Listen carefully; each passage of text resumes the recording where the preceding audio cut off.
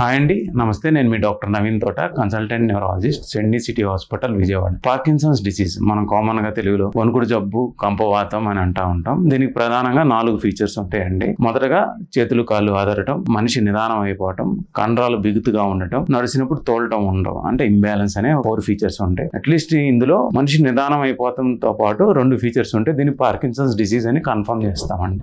మనకి వచ్చే patients common గా అడుగుతుంటారండి, మేము ఏ స్టేజ్ లో ఉన్నాము, మాకు ఏ థెరపటిక్ ఆప్షన్స్ ఉంటాయి, మాకు సర్జరీ ఏ ఫేజ్ లో చేస్తారని అడుగుతూ ఉంటారండి. పార్కిన్సన్స్ డిసీజ్ మనకి 5 స్టేజెస్ ఉంటాయండి. స్టేజ్ 1 అంటే ఇది ప్రిలిమినరీ స్టేజ్. జనరల్గా పార్కిన్సన్స్ డిసీజ్ పేషెంట్ మనం హిస్టరీ చూస్తే ఒకవైపు జబ్బు మొదలవుతుంది, అంటే ఒకవైపు చెయ్యి కాలు వనకడం, లేదా ఒకవైపు చెయ్యి ఇంకో చెయ్యితో పోలిస్తే నిదానం అయిపోవటం, నడిచినప్పుడు ఒకవైపు చెయ్యి ఆర్మ్ స్వింగ్ అనేది తక్కువ ఉండటం అనేది జరుగుతుంది. ఈ ఫేజ్ లో జనంగా పెద్దగా డిసెబిలిటీ ఉండదు, వెరీ రేర్ గా మందులనే అవసరం అవుతాయి. వాళ్ళకి just physiotherapy, life style modification ద్వారా వాళ్ళ లైఫ్ అనేది గడపచ్చు. స్టేజ్ 1 ఫేజ్ అనేది ఇనిషియల్ 2 to 3 years అనేది లాస్ట్ అవుతుంది. ఆఫ్టర్ 2 to 3 years తర్వాత మన stage 2 phase of Parkinson's disease వస్తుందండి. ఇందులో జనరల్గా 2 వైపులా ఇన్వాల్వ్ అవుతుంది. అంటే మొదట ఒక చెయ్యి ఒక కాలుతో మొదలైన జబ్బు మనకి 2 to 3 years లో రెండో వైపు కూడా స్ప్రెడ్ అవుతుంది.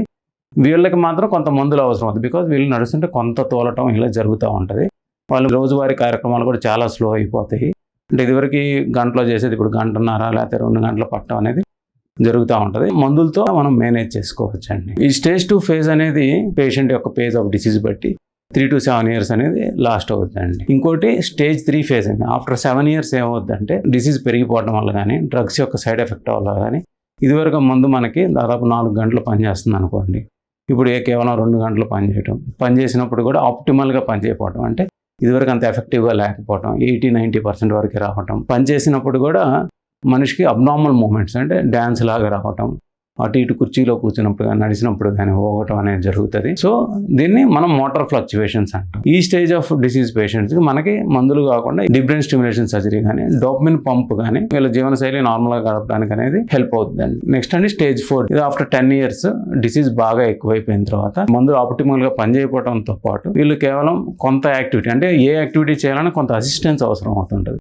అంటే హెల్పర్ అవసరం అవుతూ ఉంటారు. దాంతోపాటు వీళ్ళకి హాలుసినేషన్స్, అంటే సైకోసిస్, అంటే ఎవరు ఉన్నోళ్ళు లేనట్టు అనిపించడం, డెల్యూషన్స్ రావడం, అనుమానాలు రావడం అనేది జరుగుతూ ఉంటుంది. దాంతోపాటు urine, stool, bowl and bladder మీద కూడా వాళ్ళు కంట్రోల్ కోల్పోతూ ఉంటారు. ఈ స్టేజ్ 4 డిసీజ్ మాత్రం మందులు మనం కొంత హెల్ప్ ఫిజియోథెరపీతో మనం మేనేజ్ చేయొచ్చు. పెద్దగా మనకి సర్జికల్ ఆప్షన్స్ అనేవి ఏమీ ఉండవండి. ఫైనల్లీ స్టేజ్ 5 అండి. స్టేజ్ 5 డిజార్డర్ వీళ్ళు కంప్లీట్గా బెడ్ రిడన్ అయిపోయి ఉంటారు. సో వీళ్ళు కంప్లీట్ అసిస్టెన్స్ అనేది అవసరం అవుతూ ఉంటుంది. సో ఈ స్టేజ్కి వచ్చిన పేషెంట్స్ మనం physiotherapy, secondary disorders like bed source కానీ, సెకండరీ ఇన్ఫెక్షన్స్ కానీ ప్రివెంట్ చేయడంలోనే మనకి సరిపోతూ ఉంటుందండి. స్టేజ్ 3 వరకు మనకి స్పెసిఫిక్ ఆప్షన్స్ ఉంటాయి. స్టేజ్ 1 కొంత లైఫ్ స్టైల్ మోడిఫికేషన్తో పాటు కొంత ఎక్సర్సైజులు, ఫుడ్ హ్యాబిట్స్ మార్చుకోవడం వల్ల వాళ్ళు మాడిఫై చేసుకోగలుగుతారు. స్టేజ్ 2 డిజార్డర్లో వాళ్ళ మందులతో నార్మల్గా వాళ్ళ లైఫ్ గడపగలుగుతారు. స్టేజ్ 3 డిజార్డర్స్లో మందులతో పాటు ఏదో ఒక assistance like deep brain stimulation or brain chip surgery కానీ, దాంతోపాటు డోపమిన్ పంప్ ద్వారా వాళ్ళ లైఫ్ నార్మల్గా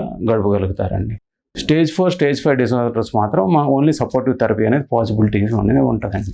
ఈ స్టేజెస్ తెలుసుకోవడం చాలా ముఖ్యమండి. సో దట్ ఏ స్టేజ్లో ఏ థెరపీ ఉంటుందని పేషెంట్స్ కానీ వాళ్ళ కేర్ గివర్స్ కానీ ఒక నాలెడ్జ్ ఉంటుంది. Thank you.